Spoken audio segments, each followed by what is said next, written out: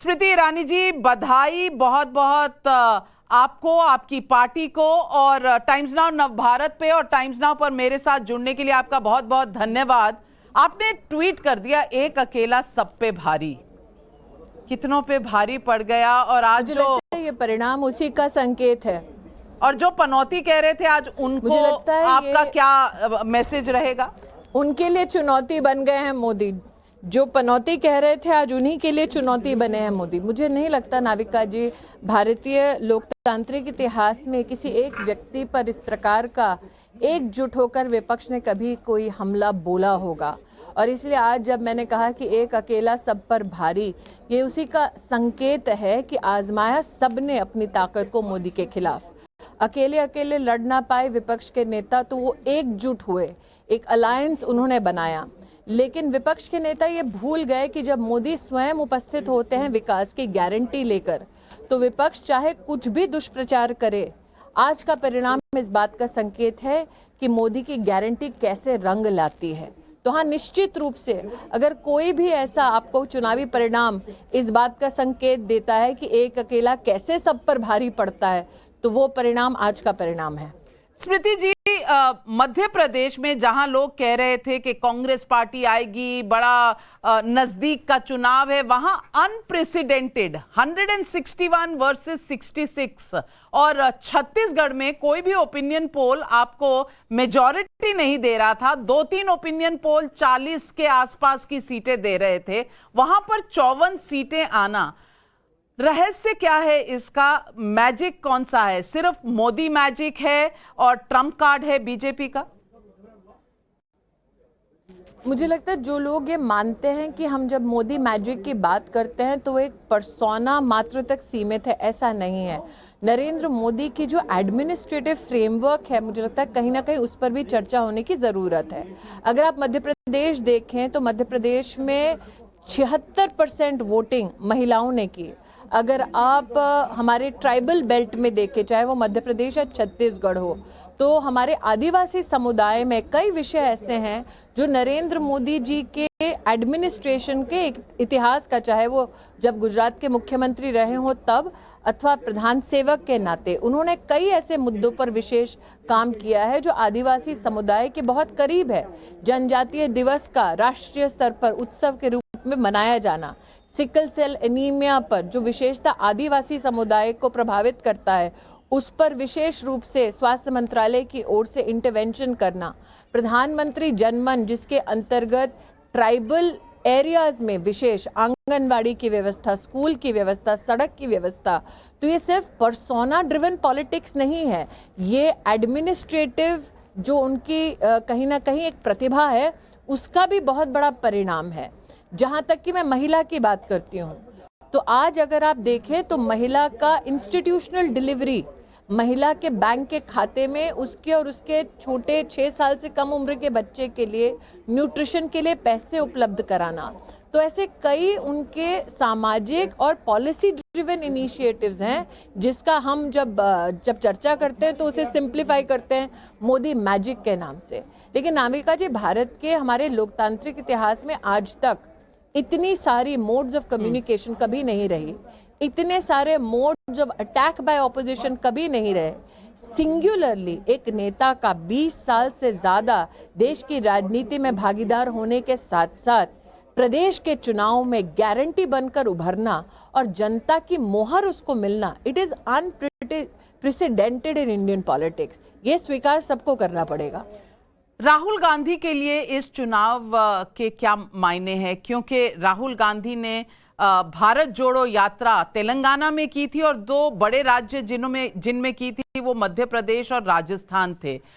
उसके अलावा उन्होंने ये जो कास्ट सेंसस का मुद्दा उठाया था, अडानी का मुद्दा उठाया था, उस पर आपको लगता है कि आज जनता ने जवाब दिया है? आप क्या कहेंगी? बेशक जनता ने जवाब दिया। मुझे लगता है गांधी खानदान ने जो विशेष नरेंद्र मोदी पर पर्सनल अटैक्स किए, वो जनता को रास नहीं आए, क्योंकि जनता जानते हैं कि हमारे प्रधान सेवक समर्पित हैं लोक कल्याण के लिए, हमारे प्रधान सेवक समर्पित हैं भारत के विकास के लिए। लेकिन नाविका जी, मैं 5 मुद्दों पर विशेष आपका ध्यान आकर्षित करना चाहूँगी। मोदी जी की जो पॉलिटिक्स है, that is about fiscal discipline and prudence, आज वो रंग लाई है। राहुल गांधी ने बार बार ओबीसी का या कास्ट सेंसस का उल्लेख किया। शायद वो इस खुशफहमी में थे कि जनता नहीं जानती कि नरेंद्र मोदी स्वयं एक ओबीसी परिवार से है, स्वयं गरीब परिवार से हैं, स्वयं ग्रामीण अंचल से हैं, और राहुल गांधी के आसपास के शायद पैराफिलिया ने उनको भ्रमित कर दिया होगा कि देखिए मोदी के बारे में ये सारी बातें, मोदी का संघर्ष जनता जनार्दन नहीं जानती।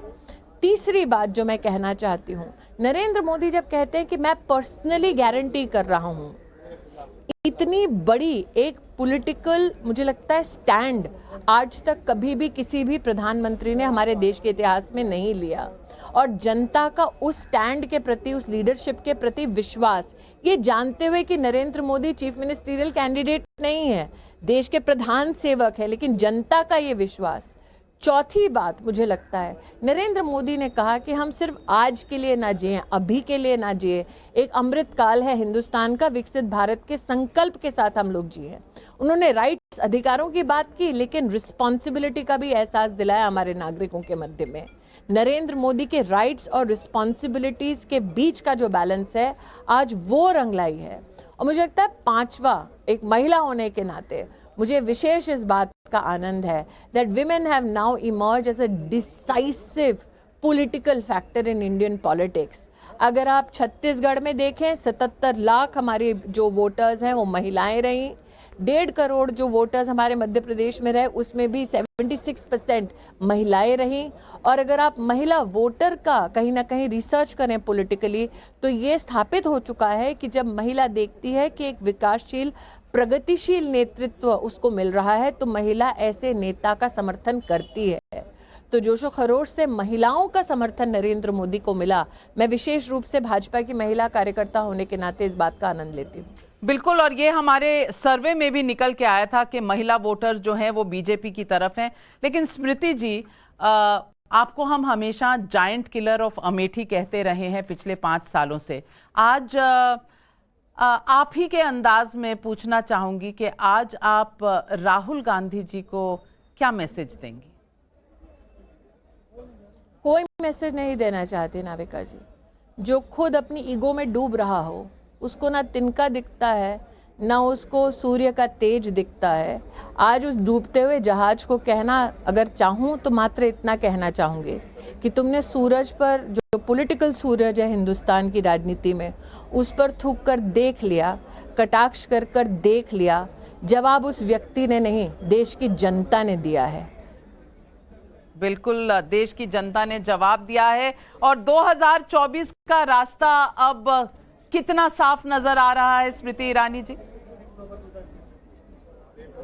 नाविका जी, मेरा सौभाग्य रहा है कि मैं नरेंद्र मोदी जी के साथ लगभग एक कार्यकर्ता के नाते 1.5 से 2 दशक काम कर चुकी हूँ। मैं इतना ही कहूँगी, हम इस खुशफहमी में ना रहें कि आज की जीत के बाद मोदी जी आराम से बैठेंगे 2024 का इंतज़ार करते हुए।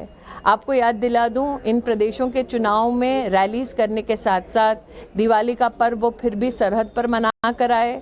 सेल्फ हेल्प ग्रुप की बहनों को उन्होंने ड्रोन की सौगात दी, इंफ्रास्ट्रक्चर के प्रोजेक्ट्स पर प्रगति का रिव्यू किया। ये मोदी मैजिक है, ये कभी भी अपने आप को फॉर ग्रांटेड नहीं लेते। ये मोदी का नेतृत्व है जो हर प्रांत में, हर बूथ तक, हर कार्यकर्ता तक पहुंचने में विश्वास रखते हैं। ये वो गाड़ी है विकास की जो चल पड़ी है और तब तक नहीं थमेगी जब तक विकसित भारत के स्टेशन पर आकर रुकती नहीं है। कभी थकते नहीं है, क्योंकि मोदी जी अगर सरहद पर थे तो अमित शाह जी चुनाव के बाद सीधा बंगाल में थे और उन्होंने आह्वान कर दिया कि अब 2024 की कवायद भी शुरू हो गई है। तो ये जो जोड़ी है नरेंद्र मोदी की, उनकी गारंटी की, और पीछे रणनीति की जो अमित शाह जी की है, इसके बारे में आप क्या कहेंगे? मैं इतना ही कहूंगी कि आपने आज सही कहा एक प्रश्न में कि एग्जिट पोल के जितने भी हमारे प्रणेता हैं उन सब ने कहा था छत्तीसगढ़ तो भूल जाओ, अच्छे से अच्छा भाजपा की 40 तक सीटें आएंगी, ये उनका काम है। और उनको ऐसे ग्राउंड रिपोर्ट्स मिल रही थी। कांग्रेस के इर्द गिर्द घूमने वाले नेता भी इस बात को पुख्ता करने का प्रयास कर रहे थे। लेकिन आपने जिस जोड़ी की बात की उसमें एक तीसरी त्रिमूर्ति बीजेपी की मैं जोड़ना चाहूंगी। हमारे राष्ट्रीय अध्यक्ष जगत प्रकाश नड्डा जी भी, इन तीनों ने मिलकर जिस प्रकार से धरातल पर हर बूथ पर कार्यकर्ता को सशक्त किया। और सही कहा आपने, एक तरफ सभी राज्यों में प्रचार के साथ साथ सरहद पर पहुंचना, राष्ट्रीय स्तर पर कई विशेष न सिर्फ पॉलिसी डिसीजंस लेना, अमित भाई का न सिर्फ बंगाल जाना बल्कि अमित भाई का भी राज्यों में प्रचार करना, नड्डा जी का भी जिस प्रकार से आपने प्रचार देखा है, मुझे दो चीज़ों पर विशेष गर्व होता है। जिन तीनों का आपने नाम लिया वो किसी भी राजनीतिक परिवार के सदस्य नहीं हैं, कर्मठ कार्यकर्ता हैं जो बूथ से उभरकर राष्ट्रीय स्तर पर पहुंचे हैं। दूसरी बात नाविका जी, ये हमारे कार्यकर्ताओं को भी एक बहुत ही सुखद संकेत है कि आपने एक फतह कर ली, लेकिन सफलता के उस शिखर पर आराम से बैठना नहीं है, नए शिखरों की तलाश करनी है, उन नई ऊंचाइयों की तलाश करनी है। लेकिन वो नई ऊंचाई पाना किस लिए है? अपने लिए नहीं, अपने राष्ट्र और अपने संगठन के लिए। तो आज का दिन जीत का जश्न ज़रूर है, लेकिन विनम्रता का भी एहसास हमारा नेतृत्व हमें कराता है। बिल्कुल, आप सही कह रही हैं। और शायद कांग्रेस पार्टी ये भी जानेगी और इंडिया गठबंधन ये भी जानेगा कि शायद पत्रकारों को बैन करने से, बॉयकॉट करने से शायद चुनाव नहीं जीते जाते। ये भी मैसेज है। प्रश्न तो ये है कि क्या गठबंधन सरवाइव करेगा इस इलेक्टोरल डिबैकल को?